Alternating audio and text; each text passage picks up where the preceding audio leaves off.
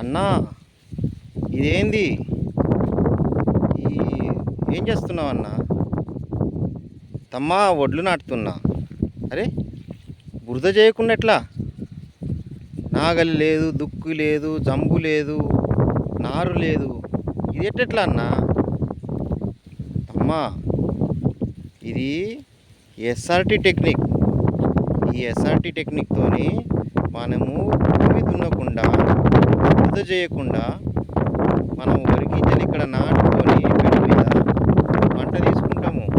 అరే అన్న, అట్టెట్లా అన్న? అట్టెట్లా పండుతుంది అన్న? ఎప్పుడైతే వినలేను నేను ఇట్లా. తమ్మా, ఇప్పుడు మన బాంబే దగ్గర రాయగఢ జిల్లాలో నేరడని ఉన్నది. అక్కడ చంద్రశేఖర్ బడసావడే దాదా ఈయన ఎస్ఆర్టి పద్ధతిలో బెడ్ మీద వరి పంట పండిస్తారు. అవునా అన్న?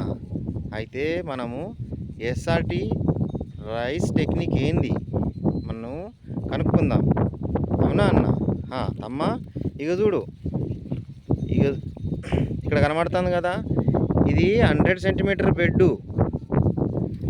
మళ్ళా దాని పక్క పొంటి ఇది కాలువ.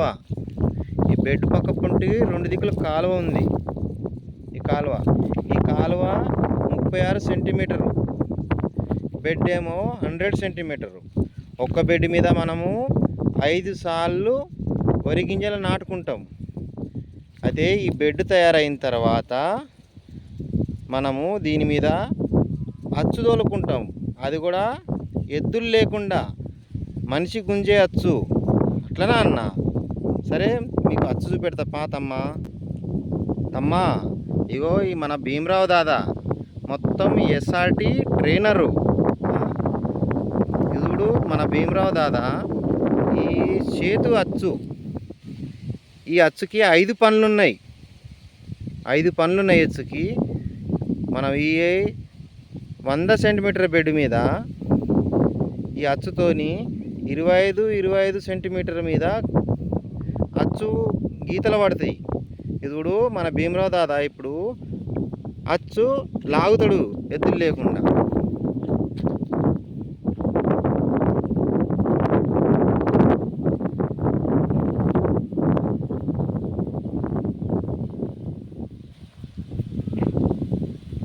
ఈ విధంగా అచ్చు లాగాడు. ఈ అచ్చు లాగినతో లాభం ఏంటంటే, మనము దీని మీద గింజ నాటేటప్పుడు లైను క్లియర్గా వస్తుంది, స్ట్రైట్గా లైన్ వచ్చింది. ఈ లైను స్ట్రైట్గా వచ్చిన వల్ల మన వరి గింజలు మొలిచినాక సమానంగా ప్రతి చెట్టుకి గాలి దాంట్లో నడిచిద్ది. అయితే మనము ఇప్పుడు భీమరావు దాదా మన సీడ్ పుష్ షీడర్తోని వరి గింజలు నాటుతారు. మనం చూద్దాం పాతమ్మా. అవునా అన్న? అరే, ఇది విచిత్రంగా ఉన్నది కదా పని. బురద లేదు, ఏం లేదు, దుక్కి లేదు, ఏం లేదు. ఇట్టెట్లా అన్న? పాతమ్మా, నేను చూపెడతా. ఇగో తమ్మా, ఇగో చూడు, ఇది పుష్ షీడర్. ఈ పుష్ షీడర్తోని మనము ఆవాలు కాడ నుంచి మనము మొక్కజొన్న వరకు నాటుకుంటాము. ఇగో మన భీమరావు దాదా ఇప్పుడు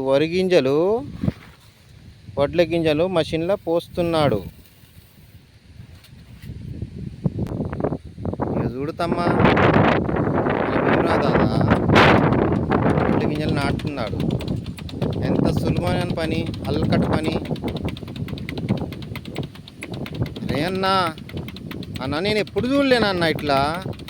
మా తాత అయితే దుక్కి దున్ని బురద చేసి దాన్ని మురుగబెట్టి నారు పోసుకొని మన కూలీలతోనే నాటేసేటోళ్ళే. కరెక్ట్ అమ్మా, నేను కూడా ముందు అదే పని చేసిన. కానీ దాంట్లో మనకి బాగా తలకాయ నొప్పి పన్నది అన్న తమ్మా. అన్న రైటు, బాగా తలకాయ నొప్పి పని. టైం మీద ఆడోళ్ళు దొరకలు, వర్షం రాదు, ట్రాక్టర్ ఆయన దొరకడు వీళ్ళు కొట్టడానికి. అదే తమ్మా, మళ్ళా నారు పోసుకోవాలి అన్న. కరెక్ట్ అన్న, నారు పోసుకోవాలి. అయితే అన్న దీంతో ఎన్ని రోజుల పని అవుతుంది తమ్మా? ఒక్క రోజుల మనము ఒక మనిషి 1 ఎకరం నాటుకుంటాడు తమ్మా. అరే అట్లెట్లా అన్న? చూడతమ్మా నువ్వు ఈ మన భీమరావు దాదా ఎంత ఫాస్ట్ ఇత్తనాలు నాటుతాడు. అవునన్నా కరెక్టే. మనము కైకిలులతో నాటినా కానీ కూడా ఇంత ఫాస్ట్గా కాదన్నా. అదే తమ్మా, చూడు మన భీమరావు దాదా ఎంత ఫాస్ట్ పని చేస్తున్నారు.